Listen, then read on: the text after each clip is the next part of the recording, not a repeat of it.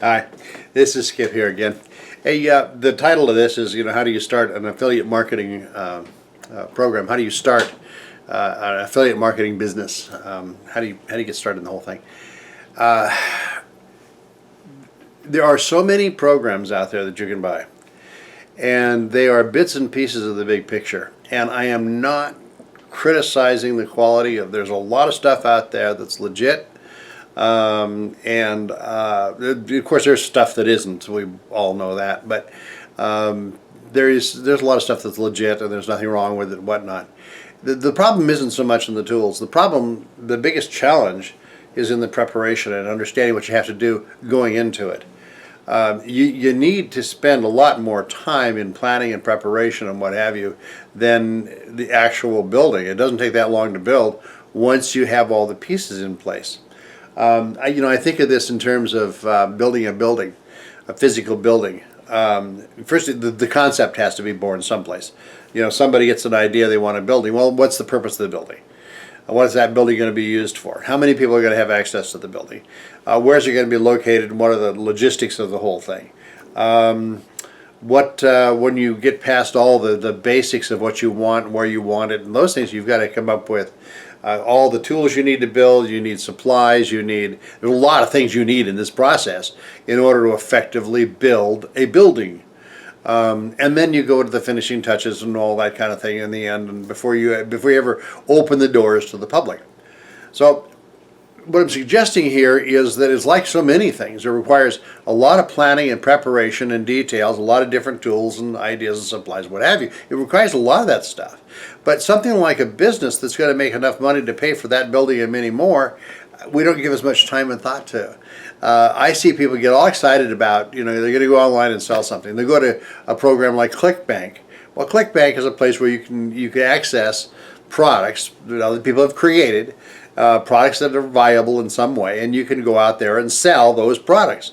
The whole thing, it's affiliate marketing, and the whole thing's geared toward that. So they have products, people come and buy the product, there's people selling the products, and they connect with people who are buying the products. All that's fine. So people go to ClickBanks, and they see that, and they think, okay, I'm going to go to work and do that. So then now, all of a sudden, they have a product that, who knows their process of selection. They've got this product, and now they start to post things that they think they're going to sell it. And they don't succeed. And by the droves, they don't succeed. They don't succeed not necessarily because there's a problem with the product, but there's a problem with the approach and the mindset and how they actually approach it. This is really a big deal, and I don't care what business you're in, but these are things that you need to be aware of and plan for. It really starts as a process in the mind. You've got to change your thinking about how you're approaching what it is you're about to do. You change your mind, you'll change your life. You take on a perspective that says, I'm going to be thorough about this, I'm going to prep for this, I'm going to be knowledgeable, I'm going to be the expert on the subject, and I'm going to put all the pieces in place. I have looked at so many different little gadgets online. There's a gadget to help make it easier to make photographs for your website. There's gadgets that help you shoot videos or put together videos in seconds. That helpful little tool. There's all kinds of these little programs. And again, I'm not knocking the programs. It's all stuff that there's a place for it, like anything. There are tools, and there's a legitimate place for that. But you don't start out getting tools and supplies for something that you haven't yet conceived relative to the bigger picture of what it is you're planning.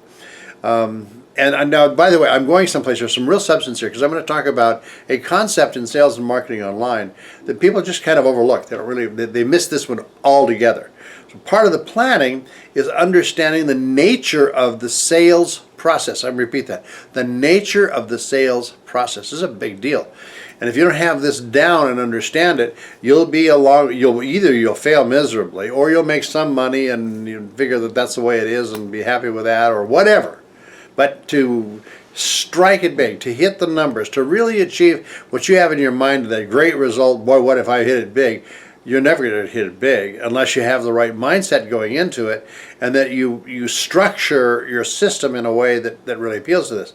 Now I'm going to talk about a concept called transactional sales versus passive sales, because it's a fundamental idea or concept that is so important. Transactional sales means that you are personally going to be involved one way or another in every sale. Now that means that you or somebody is going to handle a product. It's probably warehoused. Somebody's going to have to handle it and ship it and do all those kinds of things. You have to access the product, acquire the product. There's hands-on activities that go with the whole process in order to market the product. Again, there's nothing wrong with having a product, a physical product that you're selling, you're marketing. But you have to understand that when it comes to actually marketing that product, you want to be as hands-off as you can be. You don't want to spend all your time handling a product if it's possible to avoid that. You want to be in a place where you do not have to be involved in every transaction. You know, the people who really make it big. I've got a friend that I caught up with here recently, who owns I don't know how many different businesses, a bunch of different businesses, and all those businesses make all kinds of money. They're all successful and do well, and he doesn't have anything to do with the daily activities of those businesses. Now he oversees and he has people that do that and all that, but he doesn't personally oversee everything that happens, and he doesn't personally make every sale by any means. Well, what can you put yourself in that position where you don't have to personally handle every sale? That is a big limiter. That really is a restriction on what you do. It puts a ceiling on it to say, unless you can have this many hours in the day to handle all those transactions, this is what how much you can do. That's the limitation on how much you can make and how much business you can build, how you can scale your business, and all those kinds of things. So you want a situation where that is less transactional and more passive. Now, when I say passive, you create an environment where people can buy from you. This is really, really important. You hear me talking, there's some videos I've done that really specialize in this whole idea, this understanding of having a core product and accessories with it. I often use the example, you've got a camera you're selling, well, there's going to be things that go with that. There's going to be lenses and lighting and tripods and all kinds of gadgets and that are going to be compatible with that camera. Okay, all that's important. But you don't have to sell all of that. You don't even, now this is crazy, you don't even have to sell the camera. What you're going to do is you're going to sell the result. And I've mentioned this before, and I can't repeat it too many times. You sell results. What is it you're going to do with this camera? What's your goal with it? Do you want to just take pretty pictures? Do you want to open a gallery because you've done these great pictures? What is it you're ultimately going to do? Are you going to frame them and put them up in your home? What's the end purpose of that? Very important, because that's going to stage how you approach the process in the first place. And it's going to also establish what tools do you need to achieve that end result. Okay, so you look at that end result that you want. Let's go back to that building. You're looking for the end result. You're looking for people to come and go and do business or whatever it is that building was meant for. You're looking for that end result. And then you're starting at the beginning, you got to put all the pieces together. You're going to achieve that end result. Products are solutions. They are solutions to the end result. And you have to keep that in mind. And so when you're putting together a business, I go, good, how do you start an affiliate marketing program? Well, you don't start by buying a little piece of this or a tool for that, because you may be buying a lot of things that you'll never use or not really practical in the end result. When you get into selling passive products as opposed to transactional products, this means that your approach to it, the tools you use and whatnot, are going to be very different. Now, selling passively means that all those products, let's say you've got the lighting system, and you've got a special audio system now to go with your video production, and you got all these things. Well, the quality of what you ultimately produce sets the standard for which you buy those products that are going to meet that standard. Hope that makes sense. So you have a certain standard that you've established by way of establishing what you want to achieve, that end result. Okay, so this is really important. When you go to market, when you actually start marketing, you want to market the end result. Now this is key. You do not sell products. You do not sell products. You can get busy selling products. And I'm not saying you can't make money selling products, but if you understand how to create the vision and sell an end result that people can identify with, your efforts to sell the product become very easy and pretty much automatic. You solved a problem. You find a need, you solve a problem. We've heard that for years and years and years and years and years. Well, there's a lot to that. You solve the problem not by creating a situation that limits you, because every sale is transactional and you have to have your hand on it, but you create that by recognizing what is the end result and how are you going to achieve that in the end result. How are you going to achieve that? By being knowledgeable. You have to be confident and knowledgeable in what you do. And if you really know your stuff, you don't necessarily have to go, point by point by point that you read off of a list. If you know your stuff, you know your stuff, and you can share that. And so you become one with that concept of what is the product, what it can do, what's the difference. By the way, what I'm going to say right now, this is big. This is money. This is golden. What's the difference? Where's the value? Okay, I put together a sales and marketing program. It's been used by a company successfully for in the vicinity of 9 years that has produced millions of dollars, and it's a presentation that can take somebody from what is it you're selling to walking away with several $100s worth of product. And it's all based on what's the difference and where's the value. What makes you different? What makes your product? What makes your product fit? That's become the solution to a particular end result better than anyone else, or uniquely to anyone else.